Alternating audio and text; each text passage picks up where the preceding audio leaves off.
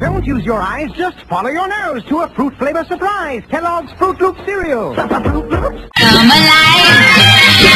You're in the peppy generation.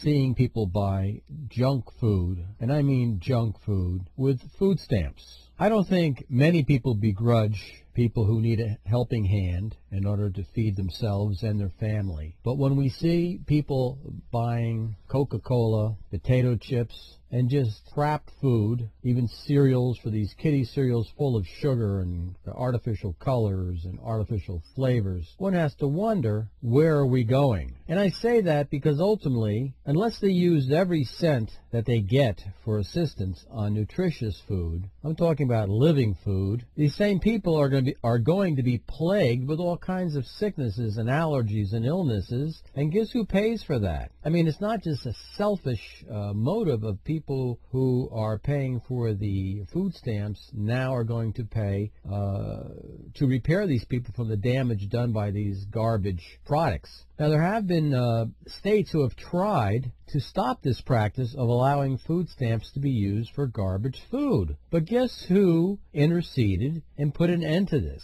The USDA. The USDA, they're all part of this, quote, conspiracy to treat us like cattle and feed us with garbage. Now, one can buy eggs, chicken, potatoes, beans, rice, pastas for very little money, and one can have a somewhat nutritious lifestyle. And that includes barley, and you can buy oatmeal bulk. Rather than giving all this money to Quaker Oats, you can buy oatmeal very inexpensively in a lot of dry goods stores and even health shops. The cost of some of these oats is very, very reasonable.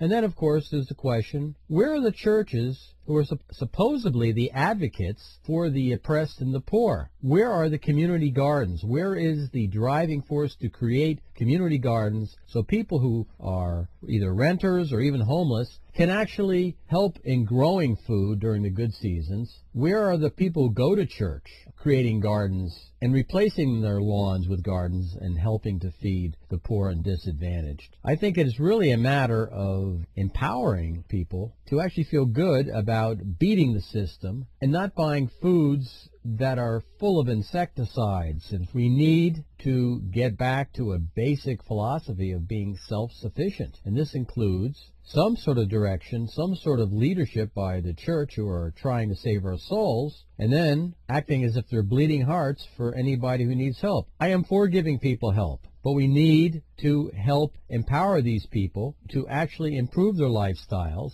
through better nutrition. They say that if you give a man a fish, you fed him for a day. If you teach him how to fish, you have given him a whole lifestyle. And there are many, many wild foods that are out there just for the taking, including dandelions, which is the most nutritious green that you can get. There's lamb's quarters. There's a bunch of things, but I want to get back to this junk food that is being allowed to be purchased with food stamps. And I think the people who are on food stamps should be aware what they're doing to themselves and their children. And these same people should take a pledge not to buy lottery tickets. So I know the state loves to have the poor and disadvantaged buy lottery tickets. I think the poor and disadvantaged represent the highest percentage of people who buy these long shots. You stand a better chance of getting struck by lightning. So I think we have to stop the state from preying on the poor and disadvantaged. And I think we really have to all say no to these lotteries, because all they are is another shell game. So if you think there's any merit to what I'm saying, why don't you contact your churches and ask them to start creating and pushing for community gardens, not only on their land and the land of those who attend the church, but also on city land and public lands. And let's feed the poor and disadvantaged with nutritious food and work as a community to help them help themselves. Thank you very much. I'd appreciate hearing your comments. Don't use your eyes, just follow your nose to a fruit flavor surprise. Kellogg's Fruit Loop cereal. Come alive.